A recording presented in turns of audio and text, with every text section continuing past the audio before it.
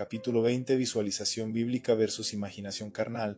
Hay un territorio del alma del que se habla poco, pero que gobierna mucho. La imaginación no es neutral, no es inocente, tampoco es mala en sí misma, es poderosa y precisamente por eso necesita redención.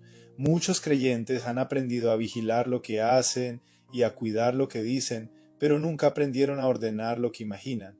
Y la imaginación, cuando no se rinde a Dios, se convierte en un taller silencioso donde se fabrican deseos, miedos, escenarios, fantasías y justificaciones que luego empujan decisiones muy reales. Aquí hay que decirlo con claridad. La imaginación puede ser un altar o un campo de batalla, puede ser un espacio donde la fe se fortalece o donde la carne se entrena. Por eso Pablo escribe con tanta precisión. Por lo demás, hermanos, todo lo que es verdadero, todo lo honesto, todo lo justo, todo lo puro, todo lo amable, todo lo que es de buen nombre, en esto pensad. Pablo no está invitando a pensamiento positivo o superficial, está dando un criterio espiritual para gobernar la mente. En esto pensad no significa no pienses en nada más, sino elige con qué alimentas tu mundo interior, porque la mente siempre está imaginando algo. La pregunta no es si imaginas, sino qué imaginas y desde dónde. Aquí necesitamos hacer una distinción que es clave para este capítulo. No toda visualización es carnal y no toda imaginación es fe. Hebreos 11:1 dice, es pues la fe la certeza de lo que se espera, la convicción de lo que no se ve. La fe bíblica también tiene una dimensión interna, ver con los ojos del corazón lo que Dios ha prometido, aunque aún no se manifieste. Abraham vio una descendencia cuando no tenía hijos. Moisés vio al invisible y perseveró. La fe no niega la realidad, la trasciende apoyándose en la palabra. La diferencia es esta: la visualización bíblica nace de la palabra y conduce a la obediencia. La imaginación carnal nace del deseo y conduce a la justificación. Una te ancla en Cristo, la otra te encierra en ti mismo. Por eso Pablo vuelve a ajustar el enfoque.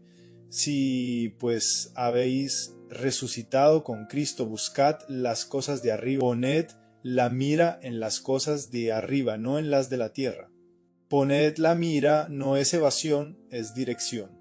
No significa negar lo terrenal, sino no permitir que lo terrenal gobierne lo eterno. Cuando la imaginación se queda atrapada en lo carnal, empieza a entrenar el corazón para desear lo que no edifica.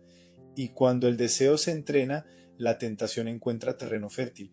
Aquí es donde muchos tropiezan sin darse cuenta, porque la imaginación carnal rara vez se presenta como pecado directo, se presenta como fantasía inofensiva, como escape, como alivio, como entretenimiento privado. Pero lo que se imagina en secreto suele preparar lo que se consiente en público. Por eso la primera pregunta de este capítulo es incómoda, pero necesaria. ¿Qué imágenes alimento en secreto? No hablo solo de imágenes visuales externas, hablo de escenas internas, conversaciones que repites, venganzas imaginadas, escenarios de control, fantasías de reconocimiento, historias donde tú siempre tienes la razón, deseos que se recrean una y otra vez. La imaginación se alimenta de repetición y lo que se repite se fortalece. La segunda pregunta es igual de reveladora. ¿Estoy imaginando lo que Dios promete o lo que mi carne desea?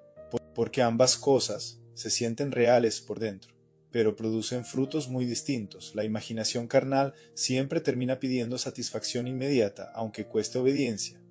La visualización bíblica, en cambio, fortalece la paciencia, la esperanza y la perseverancia, incluso cuando el proceso es largo. Aquí necesitamos cuidar dos riesgos doctrinales con mucho discernimiento. El primero es el misticismo visual. Personas que convierten la imaginación en un espacio autónomo, desligado de la escritura, donde ven, sienten o experimentan cosas que no pasan por el filtro de la palabra. La imaginación sin verdad no edifica, confunde. El segundo riesgo es la ley de atracción disfrazada, la idea de que si imaginas lo suficiente lo atraes, centrando todo en el deseo humano y no en la voluntad de Dios. La fe bíblica no consiste en visualizar lo que quiero, sino en confiar y obedecer lo que Dios ha dicho, incluso cuando contradice mis deseos. Dicho de forma sencilla, la fe no manipula la realidad, se somete al Señor de la realidad.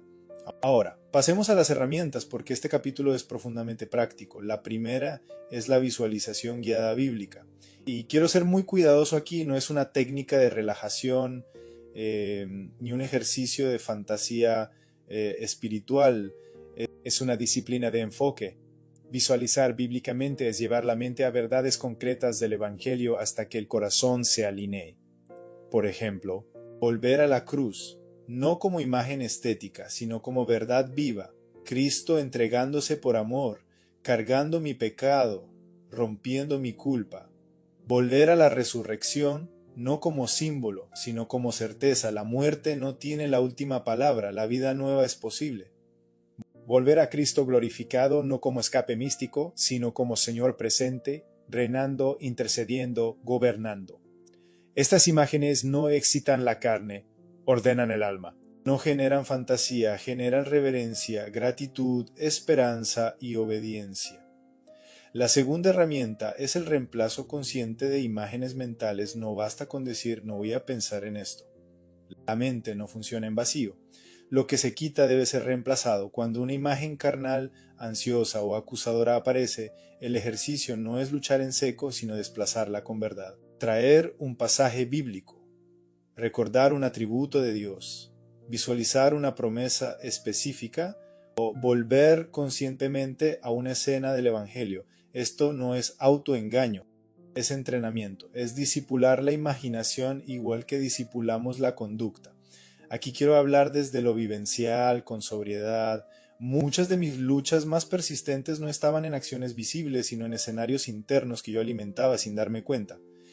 Imaginaciones donde yo tenía control, reconocimiento, alivio inmediato, y mientras esas imágenes vivían en mí la obediencia se sentía pesada. Cuando empecé a rendir ese territorio entendí algo clave: la imaginación no se santifica sola, se rinde, se corrige, se reorienta.